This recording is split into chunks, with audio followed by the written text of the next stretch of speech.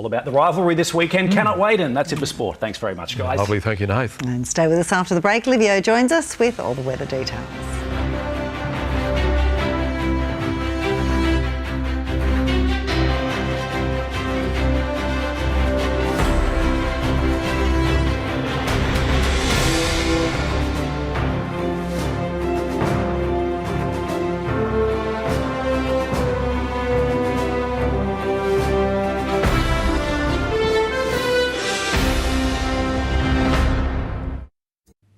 Good evening, Livio, Regano with tonight's weather. Humidity starting to get uncomfortable over central and southern Queensland, and it can only get worse over the next 2 days.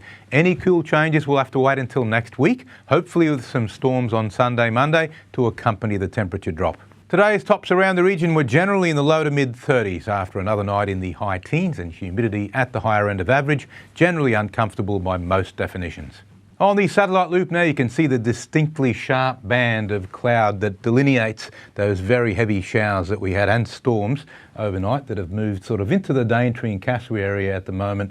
Funnily enough, this southeasterly surge, you won't see it on the chart. It's more obvious on the satellite picture because you can almost see that arc of cloud. To the south it's pretty rain-free, but you can see in the southeast corner we're starting to get storms, and maybe tomorrow they'll get closer and closer. This is today's chart.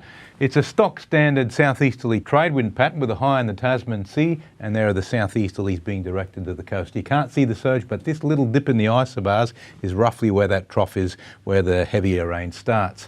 Tomorrow's chart looks much the same, winds possibly a little bit lighter, open isobar pattern, new trough moving in from the west.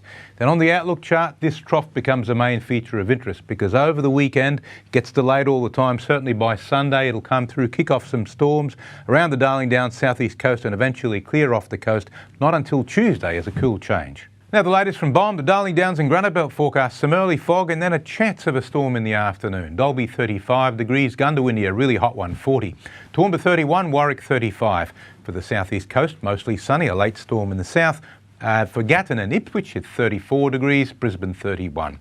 Looking ahead for Toowoomba, the main cool change has now been delayed until Tuesday. Not a big temperature drop, but with storms in the lead-up and showers on the follow-through, it's got to be good news. Warwick, again, it's a little bit later as well. We're getting up to 35 degrees on Saturday. Cool change comes through already on Sunday, but doesn't kick in until Tuesday. And for Dalby, if you have a look at that temperature trend, it's pretty much the same. We've got 28 degrees on Tuesday, which is several degrees cooler than what it would have been on Saturday and Sunday. And that's the Downs weather in one great big nutshell, the last summer weather presentation for 2024. It'll be autumn when I see you next, and I'm looking forward to it. Enjoy the last night of the season. Now it's back to the team.